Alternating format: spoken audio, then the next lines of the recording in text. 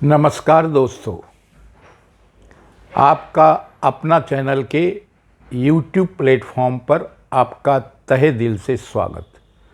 दोस्तों, बिहार के मुख्यमंत्री नीतीश कुमार कुछ समय पहले तक न केवल बिहार में बल्कि देश में सुशासन बाबू के नाम से जाने जाते थे। एक बड़ी ही बेदाग छवि उन्होंने बना रखी थी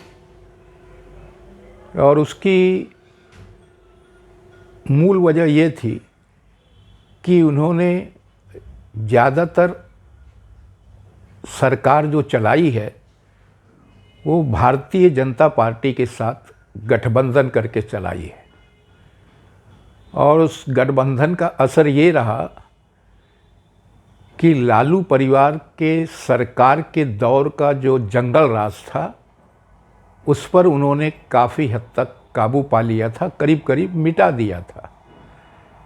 मगर उनका दुर्भाग्य है कि जब भी वो भाजपा को छोड़कर आरजेडी के साथ गठबंधन कर सरकार बनाते हैं तो बिहार में जंगल राज का नज़ारा साकार हो जाता है। और इस वक्त भी, चूँकि इस वक्त भी स्थितियां बिल्कुल जंगल राज की सी ही बन चुकी है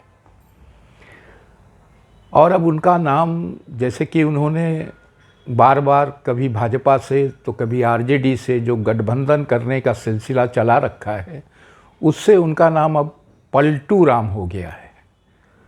और ये पलटू राम का खिताब किसी और ने नहीं बल्कि उनके भतीजे कहिए लालू प्रसाद यादव के बेटे तेजस्वी यादव ने दिया। उन्होंने उन्हें चाचा पलटू राम करके संबोधित किया था। अब यही चाचा और भतीजे यानी हमारे नीतीश कुमार साहब और तेजस्वी यादव साहब, नीतीश जी मुख्यमंत्री हैं और तेजस्वी यादव उप मुख्यमंत्री हैं। तो पिछले कई महीनों से करीब 7-8 पार्टियों के महागठबंधन की सरकार बिहार में चल रही है। उसमें जो मुख्य दो गठबंधन हैं, दो पार्टियां हैं, वो है जेडीयू नीतीश कुमार की और आरजेडी तेजस्वी यादव की। तो हमारे पलटू राम यानी हमारे नीतीश जी ने अभी इस वक्त एक नया काम लिया है। नया काम लेने की वजह यह है कि उनकी मजबूरियां हैं कि बिहार में जेडीयू के लिए स्थितियां दिन पर दिन गंभीर होती जा रही है, उनका जनाधार खिसकता जा रहा है और इस महागठबंधन में जो सरकार चल रही है उसमें कांग्रेस भी शामिल है। तो क्या हो रहा है कि इन पार्टियों में जो कांग्रेस हो चाहे आरजेडी हो, यानी विपक्ष की जितनी भी पार्टी है, मोदी विरोधी जितनी भी पार्टियां हैं, वो सब विपक्षी एकता के नाम पर बीच बीच में अभियान चलाती रहती है, मुहिम चलाती रहती है। अभी 2-4-5 दिनों पहले यही मुहिम हमारे नीतीश कुमार जी ने चला रखी है। अब हमारे नीतीश कुमार जी पहले तो दिल्ली पहुँचे मल्लिकार्जुन खड़गे के निवास स्थान पर। अब आपको तो पता ही है, खड़गे साहब हमारे कांग्रेस के अध्यक्ष हैं, उनके निवास पर पहुँचे मिलने के लिए। वहाँ हमारे राहुल बाबा भी पहुँच लिए और राहुल बाबा के सामने नीतीश कुमार करीब करीब नतमस्तक हो गए और उन्होंने उनसे ये आश्वासन ले लिया कि भाई विपक्ष की अगुवाई हम ही करेंगे, विपक्ष की को एकजुट करने की जो अगुवाई की मुहिम है उसकी अगुवाई हम करेंगे। तो हमारे राहुल बाबा ने उन्हें हरी झंडी दे दी। अब वहाँ से मिलने के बाद, वहाँ अपना क्या कहते हैं उसे, गुलदस्तों का आदान प्रदान करने के बाद हमारे नीतीश कुमार साहब वहाँ पहुँच लिए अरविंद केजरीवाल से मिलने। अरविंद केजरीवाल से भी उन्होंने गुलदस्तों का आदान प्रदान किया और उनसे भी ये कबूलवा लिया कि हाँ भाई, विपक्ष की एकता बेहद ज़रूरी है, ये ऐसा मौका है कि हमें मोदी से लड़ना है। सीधे तौर पर उनके लोग यही कह रहे हैं कि भाई हमें मोदी से लड़ना है, मोदी जी को हराना है। इनका एकमात्र एजेंडा यही है कि मोदी जी को सत्ता से किसी भी सूरत में हटाना है। अब साहब हमारे नीतीश कुमार साहब के साथ आरजेडी के यानी उप मुख्यमंत्री हमारे तेजस्वी यादव भी हर जगह मौजूद रह रहे हैं। अब कल यानी सोमवार को ये लोग पहुंच लिए थे पश्चिम बंगाल कोलकाता में ममता बनर्जी से मिलने के लिए। ममता बनर्जी से मिले।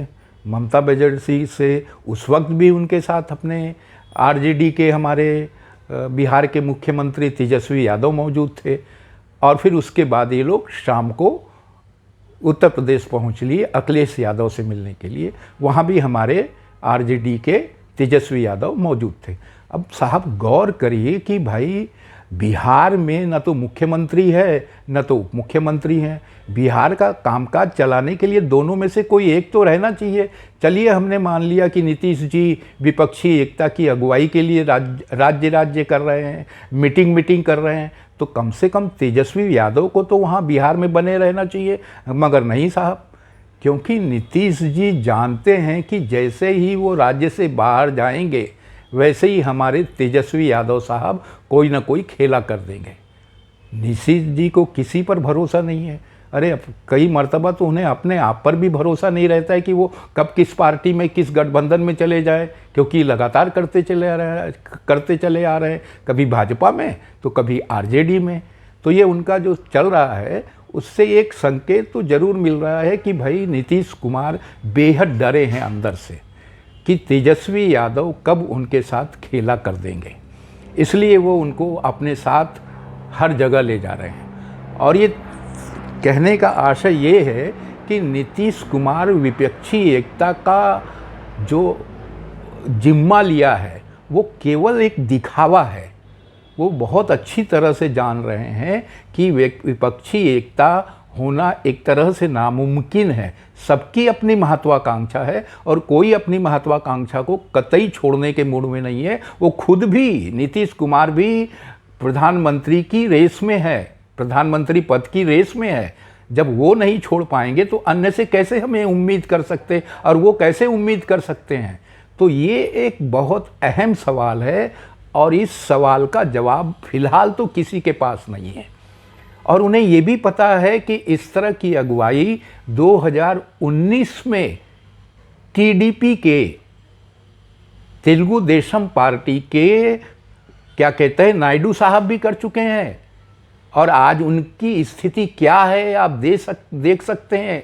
राजनीतिक हाशिए पर है नायडू साहब, क्योंकि उन्होंने 2018 में मोदी जी का साथ छोड़ा था, एनडीए का साथ छोड़ा था। और एनडीए का साथ छोड़ने के बाद उन्हें ऐसा लगा था कि हो न हो ये लोग मोदी जी को टक्कर देने के लिए एक नया मोर्चा बना लेंगे और वो मोर्चा ही सफल होगा 2019 के चुनाव में। मगर चंद्रबाबू नायडू यानी टीडीपी के चंद्रबाबू नायडू की तमाम कोशिशों पर पानी फिर गया और मोदी जी 303 सीटें लेकर 2019 में बहुमत लेकर भाजपा की दोबारा सरकार बनाने में सफल रहे।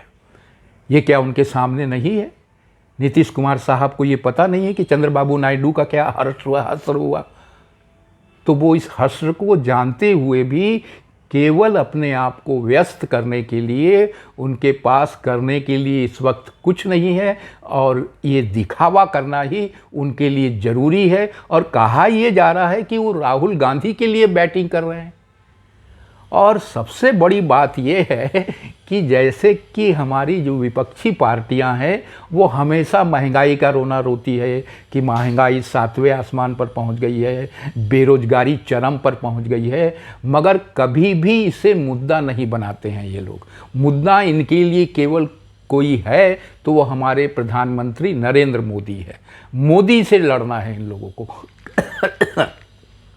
कल भी ममता बनर्जी ने जब अपना बयान दिया, उस बयान में उन्होंने कहा कि हमको 2024 के चुनाव में मोदी को 0 बनाना है। अब सोचिए, अरे विपक्षी पार्टी के नेताओं, इतना तो आपको समझ में आ जाना चाहिए कि भाई ये कह सकते हो कि भाजपा की सरकार को हटाना है, और इसके लिए हमारे पास ये मुद्दे हैं जो जनता के हक में है, महंगाई हो, बेरोजगारी हो, मगर जो भी हो वो सब कहते हैं कि भाई हमको मोदी को हटाना है।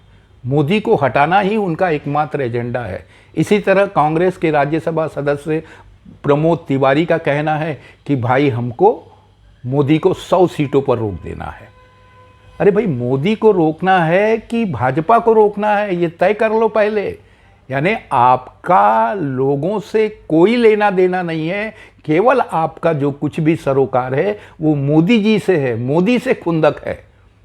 क्यों कि मोदी जी ने क्या कहते भ्रष्टाचार पर जीरो टॉलरेंस की नीति अपना रखी है, और ये सारे के सारे नेता सीबीआई ईडी के कहे शिकंजे में हैं, और उन्हीं जांच एजेंसियों ने इन लोगों को एक होने के लिए मजबूरी में ही सही आपस में जोड़ने के लिए तत्पर कर रखा है। तो दोस्तों, आज के अंक में इतना ही। धन्यवाद।